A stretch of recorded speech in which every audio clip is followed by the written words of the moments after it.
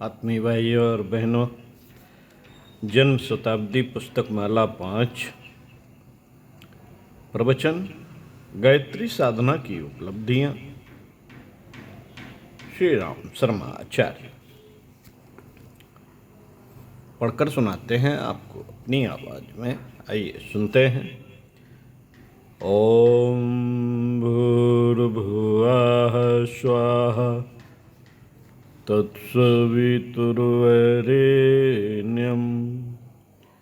भर्गो देवस्य धीमहि धियो यो नः प्रचोदयात्। देवियों, भाइयों, गायत्री मंत्र की महिमा के बारे में इस मंत्र से क्या लाभ हो सकता है, इसके बारे में अथर्ववेद की एक बहुत अच्छी साक्षी आती है। अथर्ववेद के गवाह से अच्छा कोई और गवाह चाहिए क्या? नहीं बेटे, इससे अच्छा गवाह नहीं मिलता।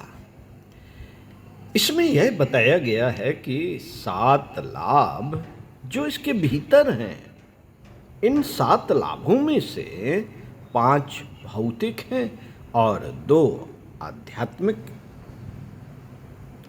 7 लाभ हैं गायत्री मंत्र के। गायत्री के 7 विद्यार्थी हैं।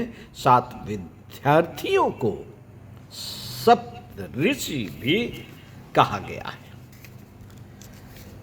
कहा गया है लाभों में 5 शारीरिक हैं और 2 आध्यात्मिक।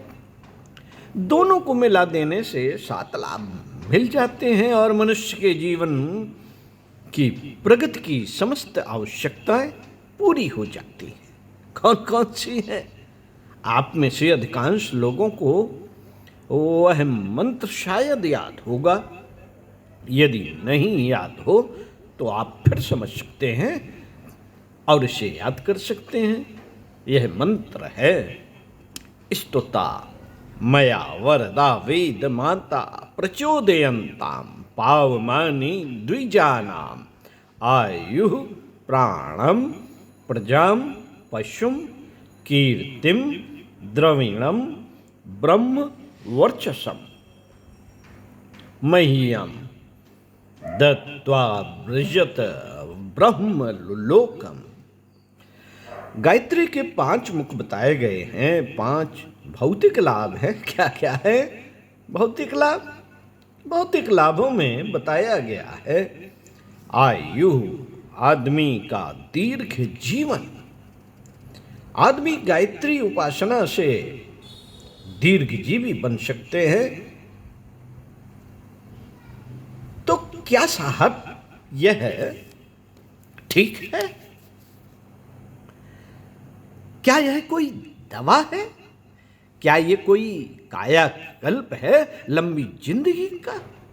इसमें जादू है या कोई दवा है? केवल एक ही जादू की जरूरत है और जिसके शिक्षण का नाम है संयम। अगर आपके जीवन में संयम आ जाए तब निश्चित रूप से आप निरोग भी रह सकते हैं और दीर्घजीवी भी हो सकते हैं। दीर्घ जीवन तो हमने बिगाड़ा है। अल्पायु और बीमारियां तो हमने खरीदी हैं।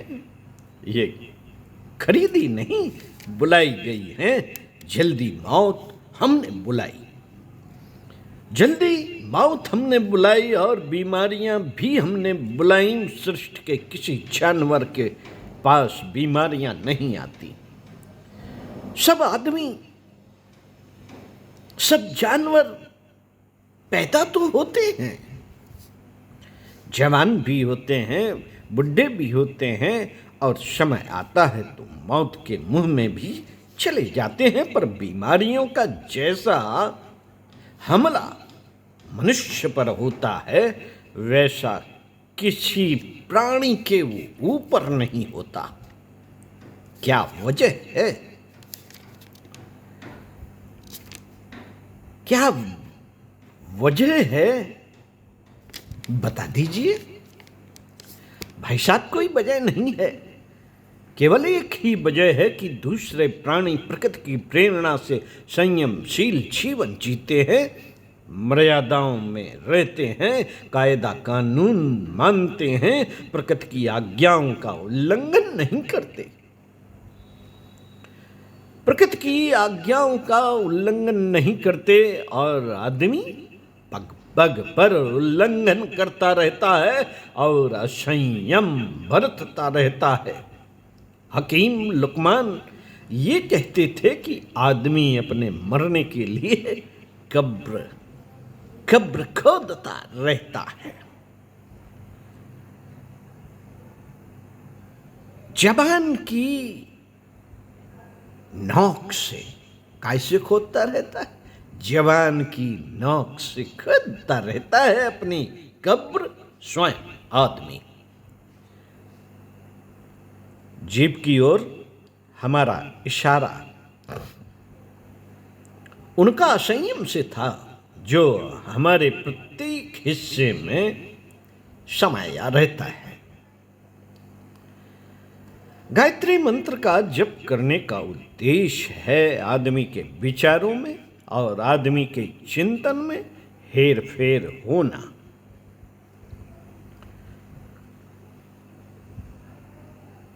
हेर फेर होना चाहिए। आदमी का व्यक्तित्व और आदमी का चिंतन परिष्कृत होना चाहिए। अगर ऐसा हो गया है तब आपको लाभ मिल जाएगा, चाहे सांसारिक हो चाहे आध्यात्मिक। चाहे सांसारिक हो चाहे आध्यात्मिक हो, अगर आपके जीवन में हेर फेर नहीं हुआ है तो कुछ लाभ नहीं मिलेगा। मित्रों, अगर आपके जीवन में गायत्री उपासना में कोई हेर फेर उत्पन्न नहीं किया, गायत्री उपासना ने कोई हेर फेर उत्पन्न नहीं किया है, अगर आपको कोई प्रकाश नहीं दिया है, तो आपका जीवन जैसा सामान्य मनुष्यों का, आपका जीवन जैसा सामान्य मनुष्यों का घिनौना और पिछड़ा हुआ होता है, उसी स्तर का घिनौना और पिछड़ा जीवन होगा। तो मैं आपसे कहता हूं, कोई भी मंत्र जिसमें गायत्री भी शामिल है, जिसमें रामायण भी शामिल है, जिसमें गीता भी शामिल है, आपके लिए कोई खास फायदा पैदा नहीं कर सकते। गायत्री मंत्र जब शरीर में प्रवेश करता है तो किस रूप में आता है? वह संयम के रूप में आता है। आदमी संयमी होता है। जब संयमी होता है तो संयमी होने के पश्चात में दीर्घजीवी हो जाता है, बहुत दिनों जिंदा रहता है, निरोग रहता है। गायत्री का दूसरा नाम, दूसरा सबसे बड़ा जो गुण है, उसके ऊपर गायत्री शब्द ही रखा गया है, गय।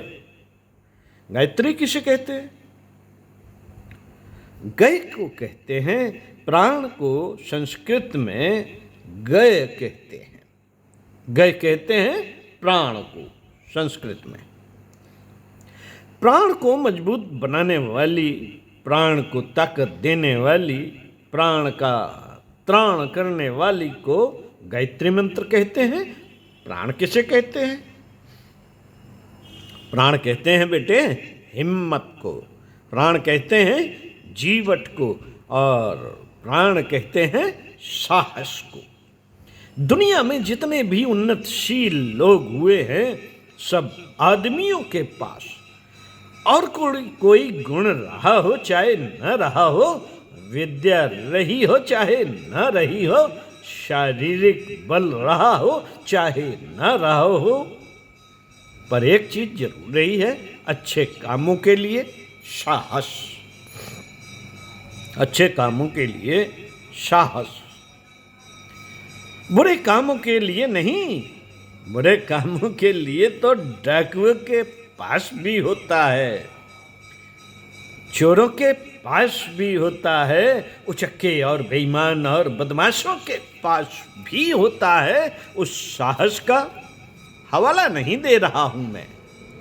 प्राण उसकी नीयत से नहीं आता, प्राण सिर्फ अच्छे कामों के लिए आता है। अच्छे कामों के लिए हिम्मत की जरूरत होती है और आदमी उसी हिम्मत के आधार पर बढ़ते हुए चले जाते हैं। सफलता के द्वार हर एक के लिए खुले हैं, लेकिन उसमें प्रवेश करना केवल उन लोगों का काम है जो बहादुर हैं, जो हिम्मत वाले हैं, लड़ाकू हैं, जिनके अंदर जीवट है, जिनके अंदर साहस है। जीवट, साहस, हिम्मत, ये सब हमारे मन क्षेत्र की क्षमताएं हैं। हम कैसे जाने गायत्री मंत्र आपके पास आया कि नहीं? हम कैसे जाने? हम कैसे जाने कि गायत्री की फिलॉसफी का आपने अध्ययन किया कि नहीं किया? हम कैसे जाने कि आपका अनुष्ठान सही हुआ कि नहीं हुआ? हमको इन्हीं दो बातों से मानना पड़ेगा। आपको बुखार है कि नहीं, हम कैसे जाने? बुखार जानने का एक ही तरीका है कि आपका शरीर गर्म होना चाहिए, तो हम मान लेंगे कि आपको बुखार है। मित्रों, गायत्री मंत्र की उपासना वास्तव में आपने की है कि नहीं, इसकी परख करनी हो तो आपके मन क्षेत्र में हमको एक ही जानकारी प्राप्त करनी पड़ेगी कि आपके भीतर जीवट और हिम्मत है कि नहीं, है कि नहीं। प्राण के अभाव में, शरीर की ताकत के अभाव में आदमी को चलना फिरना तक मुश्किल पड़ जाता है, खड़ा होना मुश्किल पड़ जाता है। और भीतर वाले हिस्से को, हिम्मत को, जिसको हम प्राण कहते हैं, उस प्राण के अभाव में आदमी छोटे मोटे संकल्पों तक को पूरा नहीं कर पाता। गायत्री मंत्र का जप करेंगे, अमुक काम करेंगे, बीड़ी पीना बंद करेंगे, जल्दी उठा करेंगे। अरे साहब, 2-4 दिन तो हुआ, फिर ना हो सका। क्यों साहब, क्यों नहीं हो सका? अरे साहब, ताकत नहीं है। उठे तो सही, पर ताकत नहीं है, गिर पड़े, झट से जमीन पर गिर पड़े। इसको अंदर की जीवट कहते हैं, इसको संकल्प शक्ति कहते हैं, इसको इच्छा शक्ति कहते हैं, विल पावर कहते हैं। विल पावर कहते हैं और बहुत से नाम हो सकते हैं। जिसे हम जीवट कहते हैं, वह हमारे मय क्षेत्र में प्रवेश करती है। गायत्री जीवट के रूप में आती है, और जीवट के रूप में आ जाए तो छोटे छोटे बिना ताकत के आदमी न जाने दुनिया में क्या से क्या कर सकते हैं, न जाने क्या से क्या कर सकते हैं। साथियों, चलिए अगले वीडियो में पढ़कर सुनाएंगे। इसी क्रम में इन्हीं प्रवचनों को अपनी आवाज में तो सुनते रहिए कुछ अच्छा, और पढ़ते रहिए कुछ अच्छा।